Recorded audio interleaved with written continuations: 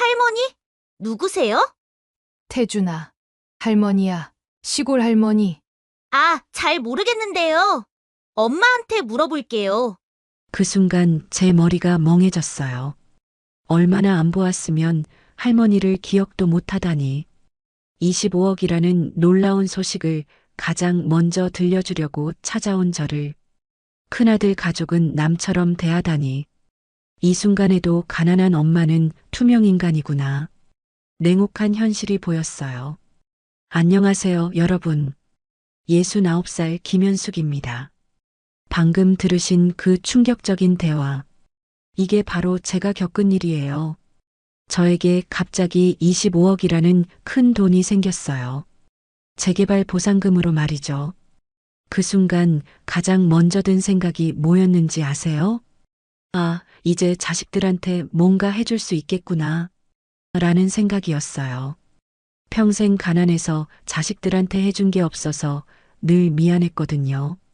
그런데 그 소중한 소식을 가져가서 받은 건 제가 그토록 사랑했던 손자가 저를 남처럼 대하더라고요. 그날이 제 인생에서 가장 충격적인 하루였어요. 여러분, 돈이 있으면 정말 모든 게 달라질까요? 제 이야기를 끝까지 들어보시면 진정한 효도가 뭔지, 진짜 가족이 누구인지 분명히 마음이 달라지실 거예요. 혹시 이런 진솔한 이야기가 처음이시라면 구독과 좋아요, 알림 설정 부탁드려요. 평생을 경기도 용인의 작은 시골에서 농사를 지으며 살아왔어요.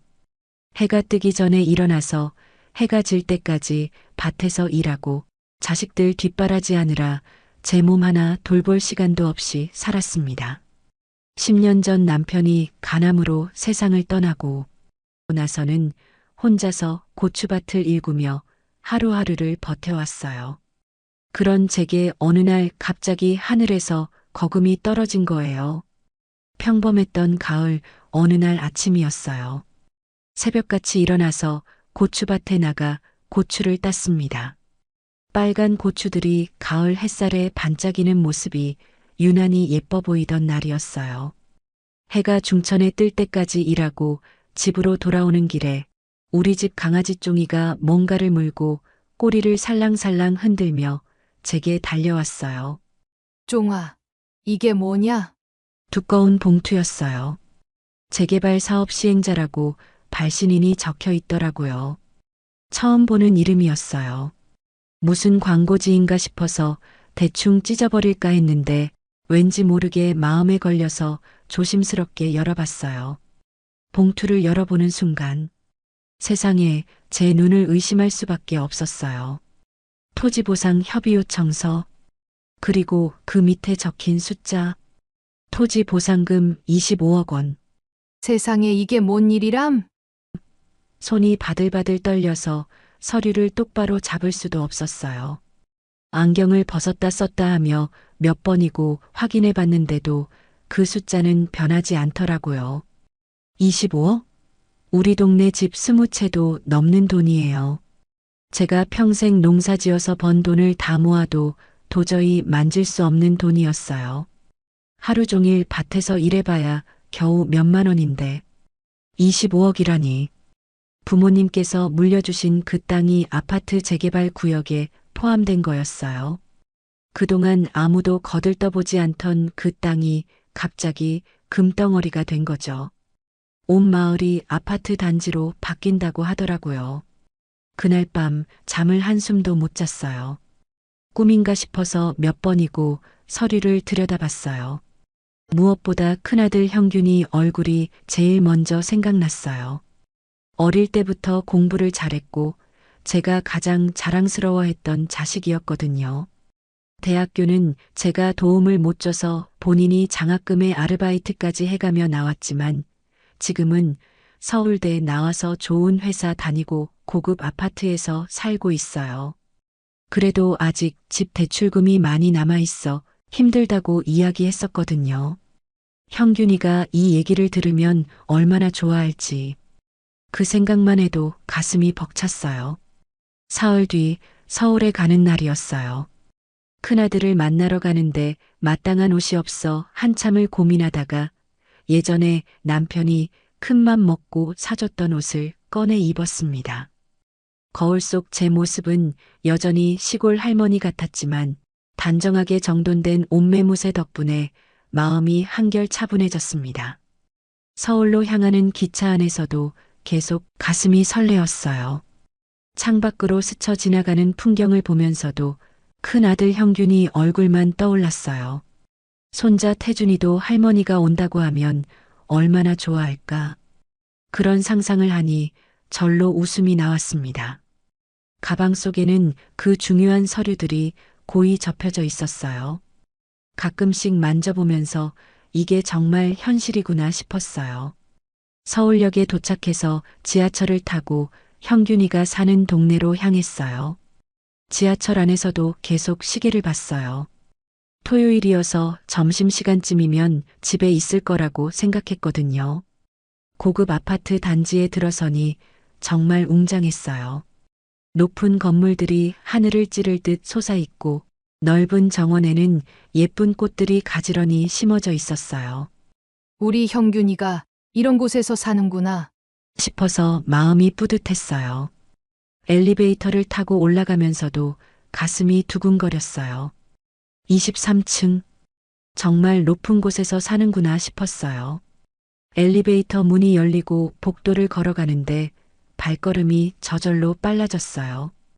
고급 아파트 문 앞에 서서 초인종을 눌렀어요. 설레는 마음으로요. 누구세요? 며느리 소의 목소리였어요. 인터폰 너머로 들리는 목소리가 왠지 날카로웠어요. 큰 며느라. 나다. 형균이 있니? 잠깐의 정적이 흘렀어요. 그러다가 문이 열렸는데 예상했던 반가운 웃음은 없었어요. 며느리의 표정은 싸늘했고 그 옆엔 안사돈이 함께 서 계셨어요. 마치 저를 경계하는 것 같은 느낌이었어요. 안사돈은 명품 핸드백을 들고 계셨고 며느리도 평소보다 화장을 진하게 하고 있었어요. 어머니, 갑자기 오시면 어떡해요? 지금 여행 준비 중인데 시간이 좀 그렇네요. 우리 엄마랑 백화점 가기로 했거든요. 여행 준비. 백화점. 저는 미리 전화도 안 하고 온 제가 잘못인 줄 알았어요. 그런데 거실에서 들려오는 대화가 뭔가 이상했어요. 명품 쇼핑백들이 소파에 잔뜩 놓여 있었고 테이블 위에는 비싼 물건들이 펼쳐져 있었어요. 아, 그래? 미안하다. 그런데 형균이한테 아주 중요한 얘기가. 지금은 정말 바빠서요. 다음에 미리 연락하고 오시면. 그때였어요. 거실 안쪽에서 제 귀한 손자 태준이가 나타난 거예요. 얼마나 보고 싶었던 손자였는데. 그런데 태준이 옆에는 최신형 스마트폰과 게임기가 놓여 있었고 온갖 장난감들이 널려 있었어요. 할머니? 누구세요? 그 한마디에 제 세상이 무너져 내렸어요. 태준아 할머니야, 시골 할머니. 태준이가 고개를 갸우뚱하더니 순진한 얼굴로 말했어요. 아, 잘 모르겠는데요. 엄마한테 물어볼게요. 그 순간 제 머리가 멍해졌어요. 얼마나 안 보았으면 할머니를 기억도 못하다니. 제가 밤새워 간식 만들어주고 열이 나면 업고 병원 뛰어가고 용돈 쥐어주며 그토록 사랑했던 그 손자가 저를 남처럼 대하더라고요. 25억이라는 엄청난 소식을 가장 먼저 알려주려고 달려온 나를. 큰아들 가족은 나를 모른다고? 이 순간에도 가난한 엄마는 투명인간이구나. 이 냉혹한 현실에 가슴이 저렸어요. 며느리가 안사돈의 눈치를 보더니 더욱 차갑게 말했어요. 어머니, 미안한데 오늘은 정말 시간이 안 돼서요. 다음에 미리 연락하고 오시면 안 될까요? 지금 친정엄마랑 쇼핑 나가기로 했는데 태준이도 학원 가야 하고요. 그 엄청난 소식을 가져왔는데 그 얘기조차 들으려 하지 않더라고요. 제가 입을 열려고 하는 순간마다 시계를 보며 재촉했어요. 그럼 형균이는? 회사 출장 갔어요. 언제 올지도 모르고요. 거짓말이었어요. 아까 아파트 주차장에 형균이 차가 그대로 있는 걸 봤거든요. 집에 있으면서도 저를 만나기 싫어하는구나. 아들은 분명 집안에 있었지만 이 어미를 외면하고 있었던 것입니다. 그 자리에서 더 이상 서 있을 수가 없었어요. 발걸음을 돌리는데 뒤에서 며느리 목소리가 칼날처럼 박혀왔어요. 내 참, 언제까지 이래야 하는 거야. 시골에서 갑자기 올 때마다 얼마나 귀찮은데. 연락이라도 하고 오시지. 제 다리에 힘이 빠져서 그 자리에 주저앉을 뻔했어요. 엘리베이터까지 가는 몇 걸음이 마치 백리길 같았어요. 그런데 이상하게도 마음 한편으로는 이런 생각이 들더라고요. 그래도 내가 낳은 자식인데 언젠가는 내 마음을 알아주겠지. 70살 가까이 살면서 체득한 모정이라는 게 그런 거더라고요. 그때 깨달았어요. 자식들 마음은 이미 저에게서 떠나 있었구나. 하지만 아직 희망의 불씨가 남아 있었어요. 둘째 아들 형태와 막내딸 윤경이 말이에요. 혹시 이들은 다를까? 그런 간절한 마음으로 다음 목적지로 향했습니다. 과연 나머지 자식들은 어떻게 나를 맞아줄까? 그리고 이 25억이 가져온 진짜 시험은 이제부터 시작이었어요. 아파트 엘리베이터가 내려가면서 거울에 비친 제 모습은 처참했습니다. 초라한 시골 할머니의 모습 그대로였어요. 평생을 자식들 잘 되라고 허리 한번 제대로 펴보지 못하고 살아온 늙고 지친 얼굴만이 거기 있었어요. 내가 뭘 기대했던 걸까? 25억이라는 어마어마한 소식을 가져왔는데도 아무도 관심조차 보이지 않았습니다. 손자는 저를 남처럼 대했고 며느리는 번거롭다며 문전박대했어요. 가방 속 보상금 서류가 갑자기 납덩이처럼 무거워졌습니다. 지하철을 타고 둘째 아들 형태가 사는 동네로 향하는 길, 창밖으로 스쳐 지나가는 서울의 회색빛 풍경이 제 마음과 닮아 있었습니다. 하지만 형태만큼은 다를 거라는 믿음이 있었어요. 어릴 때부터 마음이 참 착했거든요. 큰형만 대학 보내줬다고 늘 서운해했지만 그래도 엄마를 생각하는 마음만큼은 깊었어요. 낡은 빌라들이 다닥다닥 붙어있는 골목길, 페인트가 벗겨진 외벽과 쌓인 쓰레기 봉투들이 제 둘째 아들의 팍팍한 현실을 말해주는 듯 했습니다. 몇 년 전 이혼하고 나서 혼자 이런 곳에서 살고 있구나 싶어 마음이 아팠어요. 3층까지 삐걱거리는 계단을 오르는데 숨이 차더라고요. 제 낡은 무릎이 비명을 질렀지만 아들을 만날 생각에 애써 아픔을 외면했어요. 작은 원룸 문 앞에서 벨을 누르자 안에서 피곤에 찌든 목소리가 들렸어요. 문이 열리자 택배 유니폼을 입은 둘째 아들 형태가 나타났습니다. 얼굴에는 땀이 송골송골 맺혀 있었고 하루 종일 뛰어다닌 고단함이 그대로 배어 있었어요. 엄마, 웬일이세요? 오늘 나 엄청 바빠요. 갑자기 왔다는 제 말에 형태의 표정은 반가움보다는 당황스러움이 앞섰습니다. 연락도 안 하고 왔다며 지금 정말 바쁘다고 했어요. 저를 방 안으로 들여보내지도 않고 문 밖에서만 이야기했습니다. 좁은 원룸이 부끄러웠을 수도 있겠지만 그래도 엄마인데 중요한 얘기가 있다는 제 말에도 형태는 시간이 곧 돈이라며 들으려 하지 않았어요. 하루 벌어서 하루 먹고 사는 자신의 처지를 한탄하면서 말이에요. 그러더니 주머니에서 구겨진 10,000원짜리 3장을 꺼내 제 손에 쥐어주었습니다. 차비 없을까봐 걱정된다면서요. 다음에 시간 날 때 시골에 내려가겠다고 했어요. 제가 조심스럽게 큰돈 얘기를 꺼내자 형태는 어이없다는 듯이 웃으며 또 사기 전화 온 거 아니냐고 했어요. 요즘 그런 게 너무 많다면서 엄마 같은 사람한테 누가 큰돈을 주겠느냐고 했어요. 제가 가방에서 서류를 꺼내려는 순간 형태는 시계를 보더니 급하게 나가야 한다며 저를 재촉했습니다. 결국 저는 그 중요한 얘기는 한마디도 제대로 못하고 쫓겨나다시피 나와야 했어요. 계단을 내려오면서 가슴이 답답해서 숨을 제대로 쉴 수가 없었습니다. 제 손에 쥐어진 구겨진 3만 원과 가방 속 25억 원 서류. 이 극명한 대조가 너무나 슬펐어요.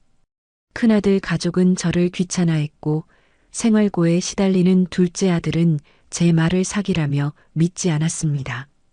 그런데 이상하게도 마음 한구석에서는 묘한 차분함이 찾아오고 있었어요. 이제야 자식들의 진짜 마음을 알게 되었으니까요.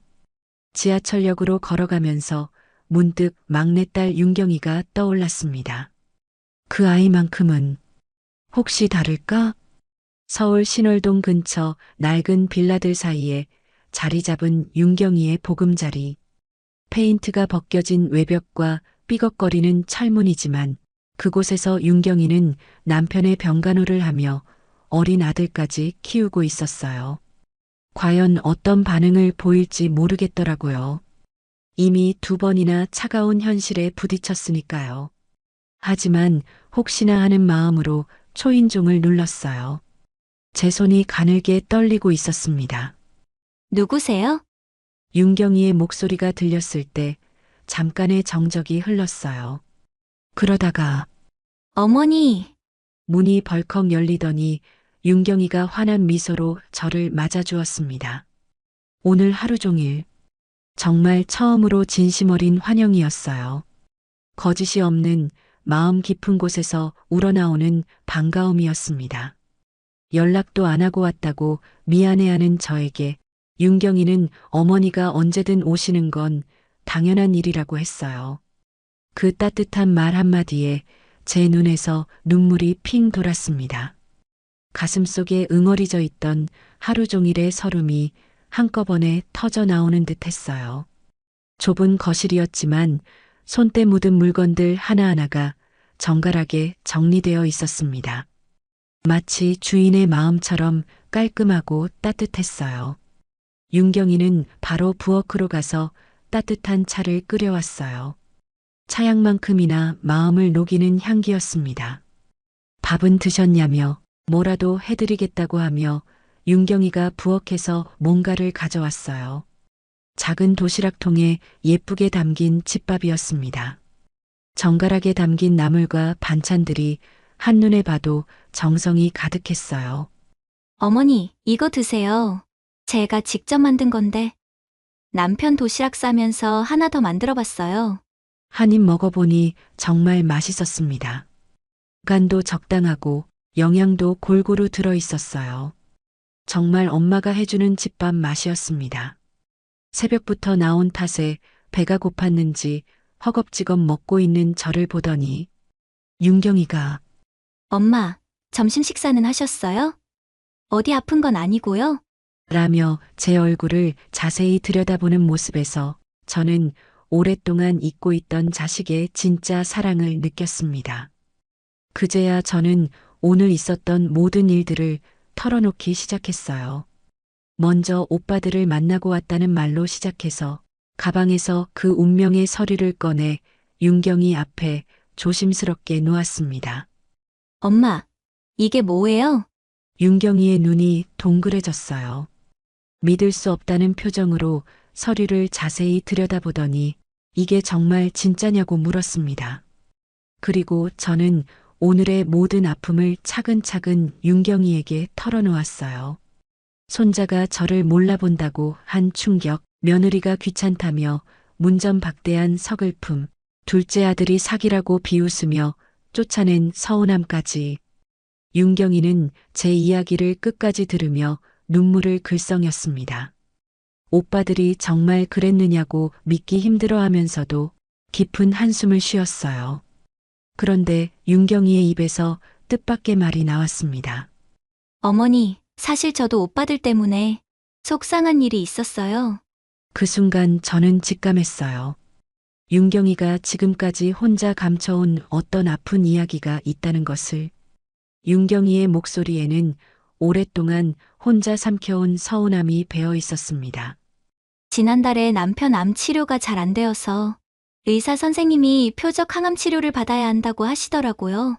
저는 가슴이 철렁했어요. 사위의 병이 그렇게 심각했다니. 그런데 표적 항암 치료는 보험이 안 돼서 3천만 원을 자비로 내야 한다고 하는 거예요. 저희는 정말 한 푼도 없었어요. 남편도 걷기 힘든 상황이고 치료를 미루면 안 된다고 하니까 정말 막막했어요. 윤경이의 목소리가 떨렸어요. 며칠 밤을 새우며 고민하다가 그래도 큰오빠는 잘 사니까 혹시나 해서 용기 내어 전화를 했어요. 남편 목숨이 달린 일이라서 어쩔 수 없었어요. 윤경이의 눈에 눈물이 맺혔어요. 그런데 큰오빠 반응이 윤경아, 미안한데 우리도 정말 빠듯해. 태준이 학원비만 해도 월 200만 원 넘게 나가고 차 할부금에 관리비까지 3천만 원은 너무 큰 돈이야. 내 남편 일까지 우리가 어떻게 해? 그 말을 듣는 순간 제 가슴이 무너져 내렸어요. 윤경이가 이어서 말했어요. 그러고는 차갑게 앞으로 이런 일로 전화하지 마. 우리도 스트레스 받아라고 하고 전화를 끊었어요. 윤경이가 목소리가 더욱 떨렸어요. 그러더니 올케가 전화를 받아서 아가씨, 그리고 말인데 앞으로는 이런 일로 전화하지 마세요.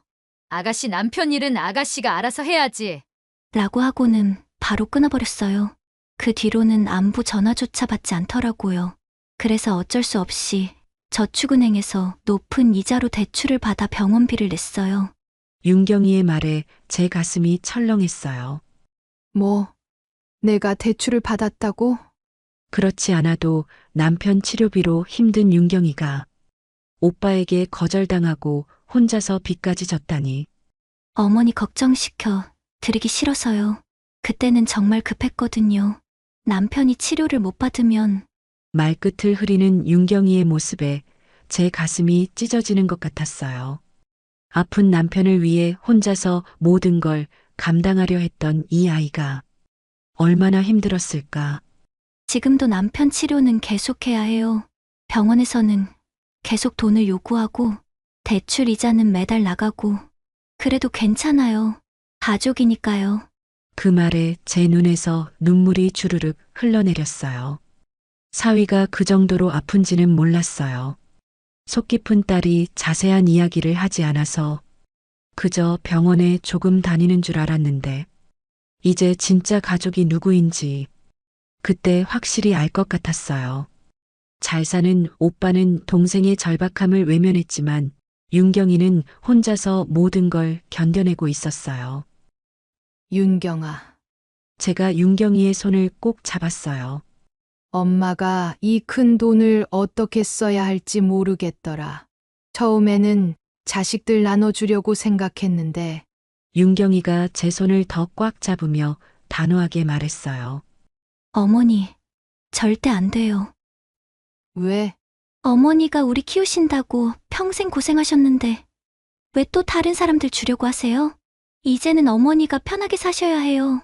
그러더니 윤경이가 눈물을 글썽이며 말했어요. 어머니, 제가 드릴 수 있는 건 많지 않지만 통장 잔고보다는 어머니를 사랑하는 마음이라고 생각해요. 그게 제가 할 수 있는 효도예요. 그 말을 듣는 순간 제 가슴 한편이 울컥했어요. 그와 동시에 새로운 깨달음이 밀려왔습니다. 윤경아, 혹시 내가 꼭 하고 싶은 일이 있니? 어머니, 너는 요리 솜씨가 정말 좋더라. 이렇게 정성스럽게 만드는 걸 보니까 윤경이가 잠깐 망설이더니 조심스럽게 말했어요. 사실 작은 가게를 하나 차리고 싶어요. 윤경이의 눈이 반짝였어요. 꿈을 얘기할 때의 그 설렘이 저에게도 고스란히 전해졌습니다. 도시락 전문점이요. 엄마 손 도시락이라는 이름으로 요즘 젊은 직장인들이나 학생들이 제대로 된 집밥을 못 먹잖아요. 정성스럽게 만든 도시락이면 분명 좋아할 것 같아서 작은 부엌 한켠에 정갈하게 정리된 반찬통들과 도시락 용기들이 이 아이의 진심을 보여주는 듯 했어요. 이것은 그냥 꿈이 아니라 이미 윤경이가 오랫동안 품어온 간절한 소망이었어요. 얼마나 필요한데? 많은 돈으로 시작하지는 않을 거예요. 3천만 원 정도면 그것도 빌려주시는 거예요. 나중에 꼭 갚을게요. 3천만 원. 25억에 비하면 정말 작은 돈이었어요. 그런데 윤경이는 달라가 아니라 빌려달라고 했어요. 나중에 꼭 갚겠다고 덧붙이면서요. 어머니, 남편이 이렇게 아픈데 제가 집에만 있을 수는 없어요. 병원비도 계속 나가고 생활비도 필요하고 그래서 한 푼이라도 벌어서 가정에 보탬이 되고 싶어요. 윤경이의 목소리에는 간절함이 묻어 있었어요.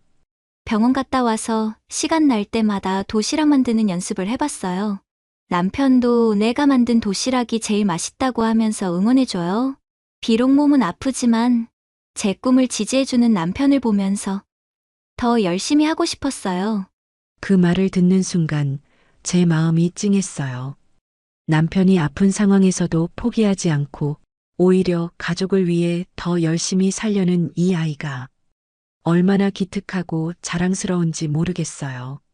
다른 자식들은 그 엄청난 돈 소식조차 들으려 하지 않았는데 윤경이는 병간호를 하면서도 한 푼이라도 벌어보려고 애쓰고 있었어요. 그것도 감사하다며 꼭 갚겠다고 말하면서요. 그 순간 제 마음이 확 정해졌어요. 그래, 알았다. 엄마가 도와줄게. 정말요? 어머니, 윤경이가 제 품에 안겨 울었어요. 기쁨의 눈물이었어요. 제가 가장 보고 싶었고 가장 간절히 바랐던 눈물이었어요. 고마워요, 어머니. 정말 열심히 해서 꼭 성공할게요. 그래, 엄마도 내가 성공하는 모습 보고 싶다. 그런데 갑자기 한 가지 생각이 들었어요. 윤경아, 그런데 내 남편 치료비는 어떻게 할 거니? 계속 필요하잖아. 윤경이가 당황하며 괜찮다고 했지만 저는 마음을 정했어요. 엄마가 사위 치료비도 다 대줄게. 더 이상 대출 받지 마라. 어머니, 그런 큰 돈을. 아니야, 윤경아. 내가 혼자 짊어질 일이 아니야. 이제 엄마가 있잖아. 그날 밤 윤경이네 집에서 하룻밤 자면서 많은 생각을 했어요. 이 돈이 저에게 가르쳐 준 건 자식들의 진짜 마음이었어요. 누가 진짜 저를 사랑하는지, 누가 돈만 바라보는지 확실히 알게 됐어요. 그리고 진짜 부자가 뭔지도 깨달았어요. 통장 잔고가 아니라 마음의 통장이 얼마나 풍성한지. 그게 진짜 부자더라고요. 윤경이는 돈은 없지만 마음의 통장이 가득 찬 아이였어요. 그리고 앞으로 이 돈을 어떻게 써야 할지도 결정했어요. 무작정 나눠주는 게 아니라 정말 소중한 사람을 도와주는 데 쓰고 싶었어요. 윤경이가 보여준 그 따뜻한 마음과 이제 제가 해줄 수 있는 든든한 뒷받침이 분명 기적을 만들어낼 거라는 믿음이 있었거든요. 이 돈이 가져온 진짜 변화. 그 놀라운 이야기는 이제부터 시작이었어요. 한겨울 새벽 4시 서울 신월동에서 윤경이의 엄마 손 도시락 가게에는 이미 불이 켜져 있었어요. 김이 모락모락 피어오르는 부엌에서 윤경이가 정성껏 반찬을 담고 있는 모습, 마치 한 폭의 그림 같았어요. 어머니, 오늘도 150개 주문이 다 나갔어요. 윤경이가 전화로 기쁘게 알려올 때마다 제 마음도 따뜻한 봄바람처럼 설레었어요. 한 손엔 국자를, 한 손엔 전화기를 든 채 행복해하는 딸의 모습이 눈에 선했거든요. 정성과 사랑이 담긴 집밥의 힘이었어요.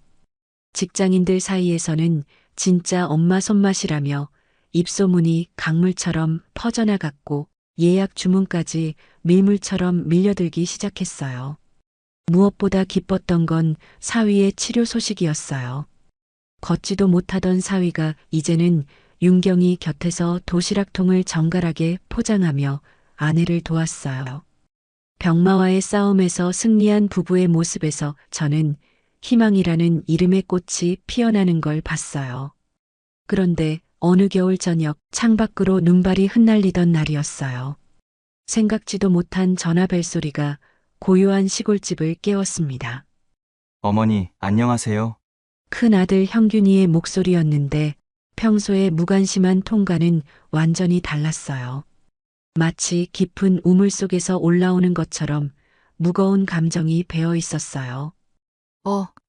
형균아. 무슨 일이니? 제 물음에 형균의 목소리가 바람에 흔들리는 나뭇가지처럼 위태롭게 떨렸습니다. 어머니, 제가 정말 잘못했어요. 그는 깊은 한숨을 쉬며 말을 이었습니다. 어머니, 사실 태준이가 저한테 그러더라고요. 아빠, 할머니가 우리 집에 오셨는데 나는 할머니를 못 알아봤어. 엄마도 할머니를 모르는 척해서 할머니가 그냥 가셨어라고. 형균이의 목소리가 떨렸어요. 정말 죄송합니다, 어머니. 회사 후배 하나가 어머니를 갑자기 여였는데 효도할 기회를 놓쳤다며 하루 종일 울더라고요. 그 모습을 보는 순간 제 가슴이 철렁했어요. 저도 그렇게 될 수 있겠구나 싶어서요. 형균이의 목소리에서 진심 어린 참회가 느껴졌어요. 며칠 뒤 형균이가 직접 시골로 내려왔어요. 그것도 평일에 회사까지 쉬고 말이에요. 현관문을 열자 형균이가 제 앞에 털썩 무릎을 꿇고 앉았어요. 고개를 땅에 댈 듯 깊이 숙인 채로요. 어머니, 정말 죄송합니다. 제가 얼마나 못된 자식이었는지 이제야 깨달았어요. 일어나라, 형균아.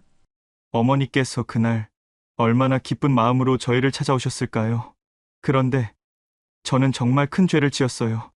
형균이의 눈에서 굵은 눈물방울이 겨울 빗방울처럼 뚝뚝 떨어졌어요. 저는 형균이의 머리를 쓰다듬어 주었어요. 마치 어린아이를 달래듯이요. 형균아, 엄마는 원래 너를 미워한 적이 없다. 사람은 누구나 실수를 해. 중요한 건 깨닫고 돌아오는 거야.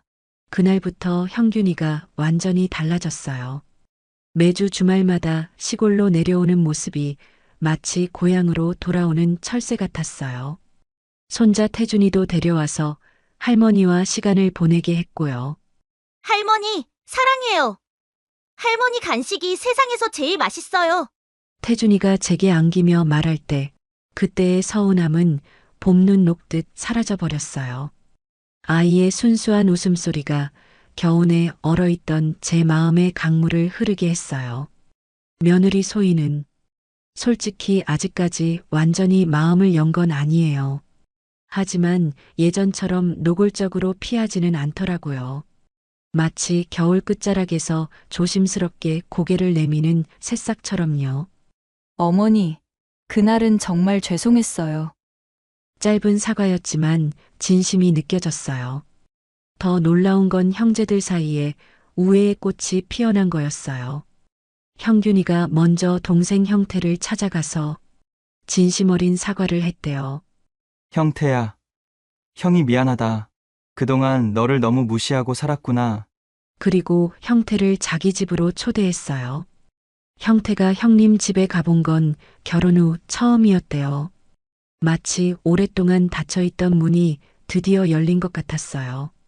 어머니, 형님 집에 가보니까 정말 잘 사시더라고요.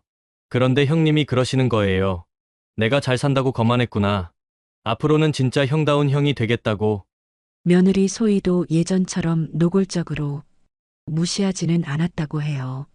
물론 아직은 어색해하지만 그래도 기본적인 예의는 지키더라고요. 형수님이 말씀은 많이 안 하셨지만 그래도 식사는 준비해 주시고 나갈 때 인사도 받아주시더라고요. 예전과는 확실히 다르긴 해요. 형태의 얼굴에 조심스러운 희망이 샛별처럼 번졌어요. 완전한 화해는 아니어도 최소한 가족으로 인정받는 기분이라고 했어요. 형태와의 대화에서 가장 가슴 뭉클했던 순간이 있었어요. 엄마, 사실 제가 늘 마음에 걸렸던 게 있어요. 둘째 아들 형태가 고개를 떨구며 말했어요.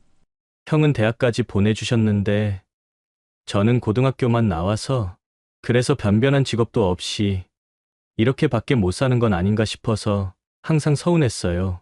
그런데 지금 생각해보니 그것도 다 핑계였던 것 같아요.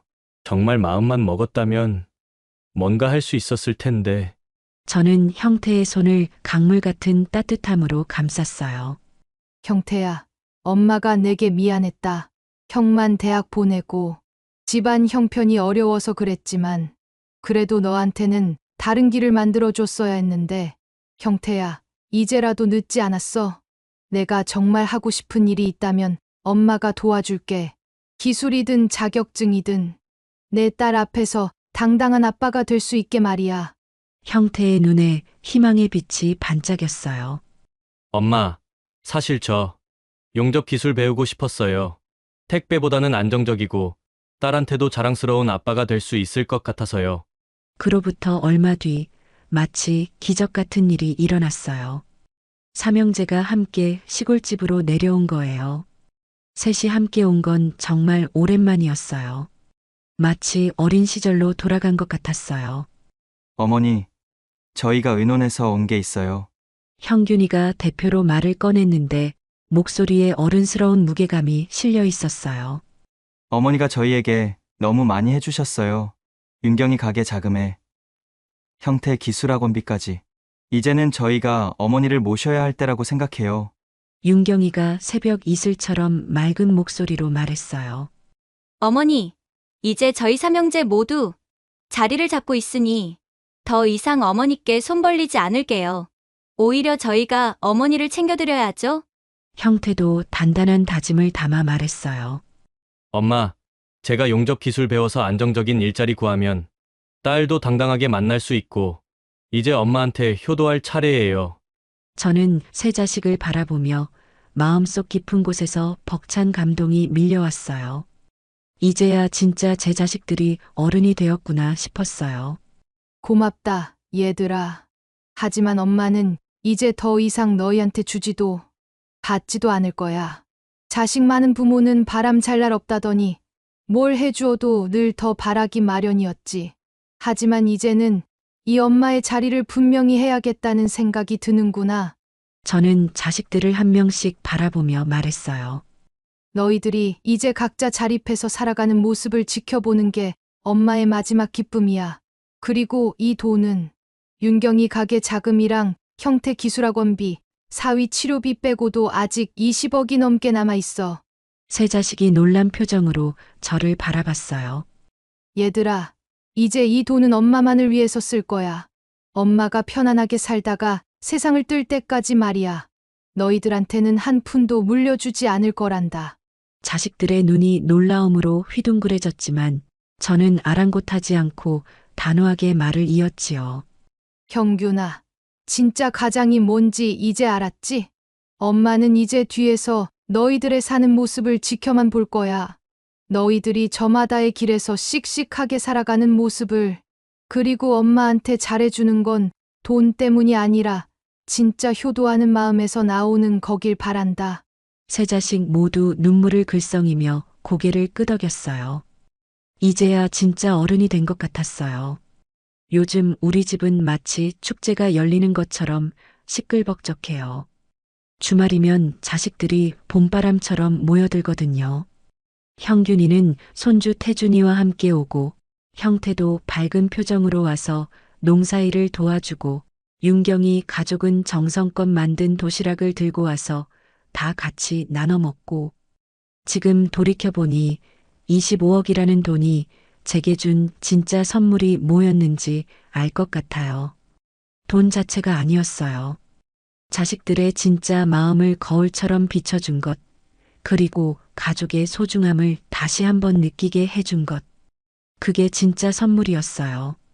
그리고 진정한 부자는 통장 잔고로 결정되는 게 아니라 마음의 통장이 얼마나 풍성한지로 결정되는 거더라고요. 여러분, 제가 69년을 살면서 깨달은 게 있어요. 인생에는 여러 계절이 있어요. 젊은 시절의 봄, 한창 때의 여름, 결실의 가을. 그리고 저처럼 늙어서 맞는 겨울. 하지만 진짜 중요한 건 어떤 계절을 살고 있느냐가 아니라 그 계절을 얼마나 마음 편하게 사느냐 더라고요. 25억이라는 돈이 있어도 혼자라면 무슨 소용이겠어요? 가족의 사랑과 따뜻한 마음이 있다면 그게 진짜 부자인 거예요. 지금 제가 살고 있는 이 계절, 어머니의 계절이 가장 따뜻하고 행복합니다. 자식들이 진심으로 사랑해주고 손자가 할머니를 찾아주고 윤경이의 성공하는 모습을 지켜볼 수 있어서요. 오늘 제 이야기를 끝까지 들어주셔서 정말 고맙습니다. 여러분의 따뜻한 관심이 69살 할머니에게는 큰 힘이 되었어요. 혹여 제 이야기가 여러분의 마음에 작은 울림이라도 전해졌다면 댓글로 여러분의 소중한 가족 이야기도 저에게 들려주시면 참 감사하겠습니다. 함께 나누는 이야기는 언제나 빛이 나니까요. 그리고 혹시 부모님이 살아계신다면 오늘 당장 안부 전화 한 통 드려보세요. 사랑한다는 말도 꼭 한번 해보시고요. 너무 늦기 전에 말이에요. 어머니의 계절에서 김현숙이었습니다. 정말 고맙습니다.